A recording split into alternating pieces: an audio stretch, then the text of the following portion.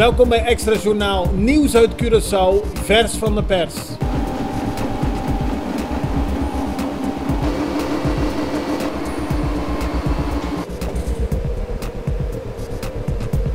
En dit is het nieuws van vandaag. Minister Kirikori van Justitie zal niet opstappen als minister van Justitie. Kirikori zei dat gisteren in het parlement. Volgens hem moet een man niet weglopen als het moeilijk wordt. Hij sprak in het parlement onder meer over de drugsroof die vorige week plaatsvond.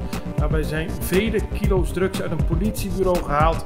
Volgens Kirikori moet er een commissie komen die gaat onderzoeken hoe zoiets kan worden voorkomen in de toekomst. En natuurlijk moet alles op alles worden gezet om de drugs weer terug te vinden. Aldus Kirikori. De gezamenlijke actie van medewerkers van MEO, de politie en Curoil heeft gisteren geleid tot de inbeslagname van 22 illegaal gevulde gascilinders. Dat gebeurde bij adressen in de Frederikstraat en aan de Fatimaweg. Mensen waren thuis bezig met het vullen van die gascilinders en verkochten dat. Daar maakten ze onder meer reclame voor via sociale media. De politie benadrukt dat zoiets gevaarlijk is en ook illegaal. Verschillende docenten samen met het bestuur van onderwijsorganisatie VPCO hebben gisteren een brandbrief overhandigd aan minister-president Eugène Ruggenaat. Volgens de directeur van de VPCO, Magali van der Punt George, wil men met deze brandbrief aandacht vragen voor de deplorabele toestand waarin ons onderwijs zich momenteel bevindt. Er moet meer geïnvesteerd worden en er moet ook slimmer geïnvesteerd worden. Als dat niet gebeurt, gaat het ook ten koste van de ontwikkeling van Curaçao. Aldus Magali van der Punt George. Eerder deze maand werd Curaçao opgeschrikt door een inbraak in het Kruidhuis. Daarbij werd een grote hoeveelheid vuurwerk in beslag genomen. Begin deze week wist de politie vuurwerk in beslag te nemen. Dat was gestolen en dat lag opgeslagen in de Brionweg.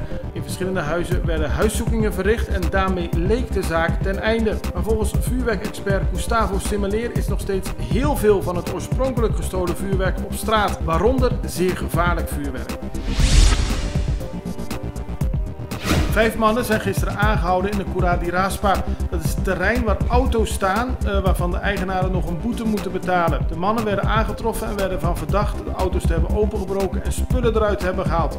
Uiteindelijk bleken 2 mannen er niets mee te maken te hebben. Die mochten gaan, maar 3 mannen zitten nog vast en de politie heeft aangegeven strenger te gaan controleren op het terrein.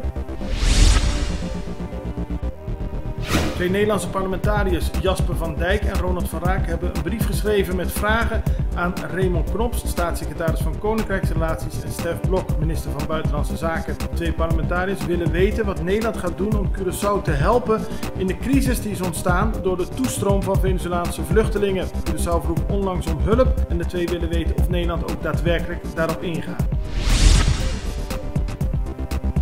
Het is spannend in de play-offs, ook op Curaçao waar de Wildcats tegen de Santa Maria Pirates spelen. Gisteren was er een extra inning nodig voor de Wildcats om alsnog te winnen. Het staat nu 2-2 en in Amerika was het de eerste wedstrijd in de play-offs. De LA Dodgers met Kenley Jansen wisten niet te winnen van de Red Sox met Xander Bogaerts. Daar is het dus nu 1-0.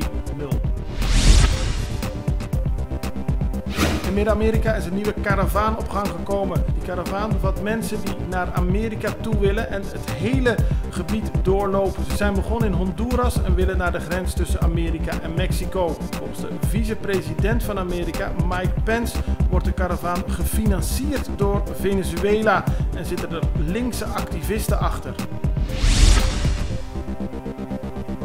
Hij is gevallen, de recordjackpot in de Mega Millions loterij in Amerika, in totaal $1,6 miljard. En er is een gelukkige, een inwoner van de deelstaat South Carolina. Het is niet duidelijk of er meerdere winnaars zijn, maar in ieder geval is de prijzenpot astronomisch hoog.